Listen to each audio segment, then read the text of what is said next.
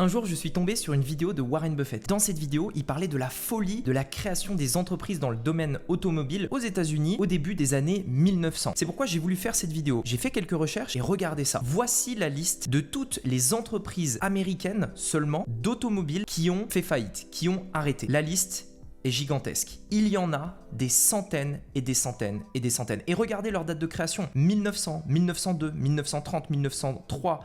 1898, 1907. Quel est le problème de ça? Aujourd'hui, les gens regardent l'automobile et se disent « Ah, si seulement j'avais investi au tout début, en 1900, dans le marché automobile, si vous étiez en vie, bien entendu. » Et ils regardent les plus grosses entreprises qui sont restées aujourd'hui. General Motors, Mercedes, Audi, etc. Mais le vrai problème de ça, c'est que les gens oublient qu'au début de l'automobile, on était dans une euphorie générale. Imaginez être dans les débuts des années 1900. Être derrière votre ordinateur, par exemple, bien que les ordinateurs n'existaient pas, mais imaginons. Vous voyez toutes ces sociétés dans l'automobile et vous dites « Ouais, l'automobile, c'est l'avenir. Prochainement, il y aura des voitures sur toutes les routes. Il y aura 300 millions de véhicules aux États-Unis. Il faut que j'investisse dans ce domaine. » Mais au moment d'investir, vous avez le choix entre des centaines et des centaines d'entreprises qui paraissent, de prime abord, toutes équivalentes les unes des autres. Qu'est-ce que vous auriez fait? Dans quelle société vous auriez investi? Le vrai problème ici, c'est que imaginez choisir l'une de ces sociétés. Imaginez simplement la faible chance que vous auriez eue de miser sur la bonne. Et ici, je vous rappelle que je ne suis que aux États-Unis. Je ne parle pas de l'Allemagne, de la France et de tous ces autres pays qui, bien entendu, ont également eu leurs constructeurs automobiles. Le truc, malheureusement, c'est que la plupart des gens oublient et que l'histoire dans le domaine de la bourse, de l'investissement de manière générale, finit toujours par se répéter. Je fais une petite parenthèse à cette vidéo, mais lorsque vous voyez des personnes qui commencent à être complètement euphoriques autour d'un domaine,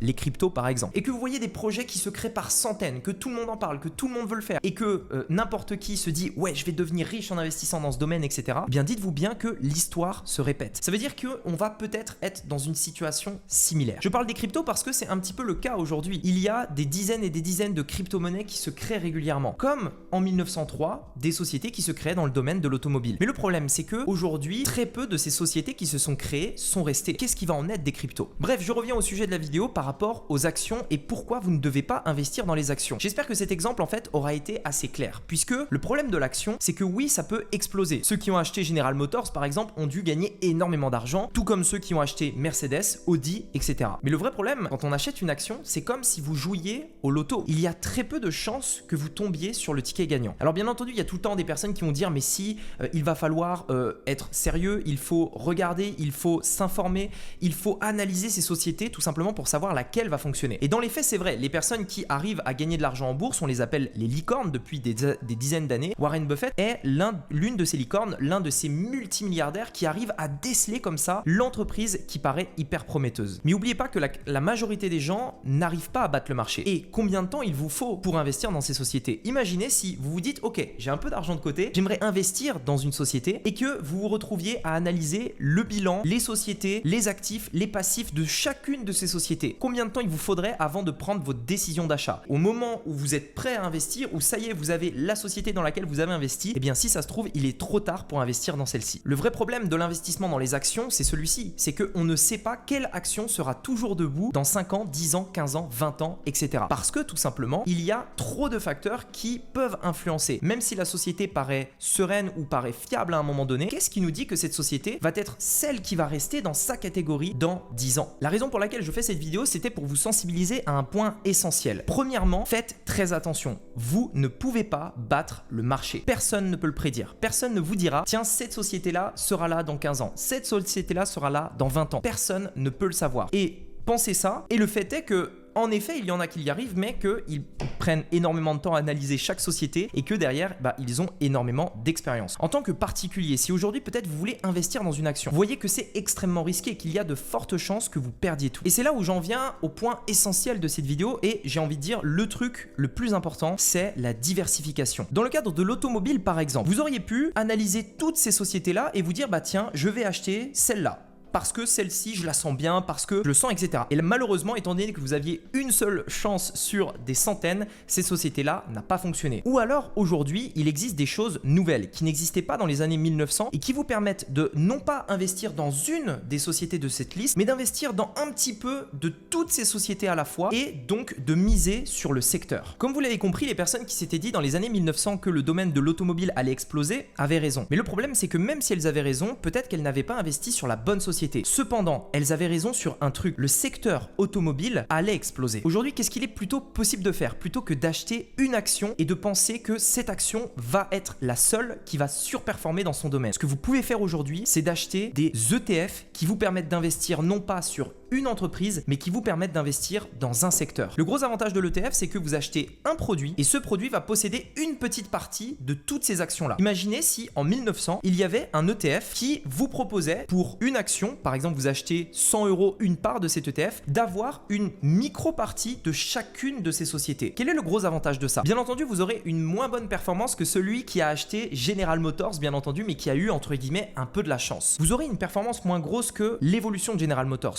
Cependant, étant donné que vous possédez une petite partie de toutes ces sociétés-là, eh bien, vous allez évoluer avec le marché. Ça veut dire que si le domaine de l'automobile explose, votre portefeuille va exploser également. Le gros avantage de ça, c'est que vous prenez très peu de risques parce que vous êtes diversifié. Vous n'achetez pas une action, vous achetez un secteur. Et je sais qu'il y a encore certaines personnes qui vont dire, bah oui, Rémi, l'investissement dans les ETF, c'est super, mais ça dégage pas assez de performance. Eh bien, en fait, il y a plusieurs éléments à prendre en compte. Premièrement, vous pouvez investir dans des actions, mais ne mettez pas 100% de votre argent. Mettez une petite partie. Ce que je vous recommande vraiment, c'est d'avoir un portefeuille sur lequel vous investissez sur le long terme. Et ce portefeuille doit être composé d'ETF dans l'objectif d'être diversifié, d'éviter les intempéries, d'éviter de perdre tout son argent du jour au lendemain ou d'éviter d'investir dans une société qui au final venait à s'effondrer. Et bien entendu, si vous souhaitez augmenter un petit peu votre performance, pourquoi ne pas investir dans une action à laquelle vous croyez? Mais le problème, encore une fois, c'est que ça va demander énormément de temps et qu'il va falloir être bon là-dedans. La question que je vous pose donc, c'est est-ce qu'aujourd'hui vous avez envie ou est-ce que vous avez du temps de vous focaliser à l'étude comptable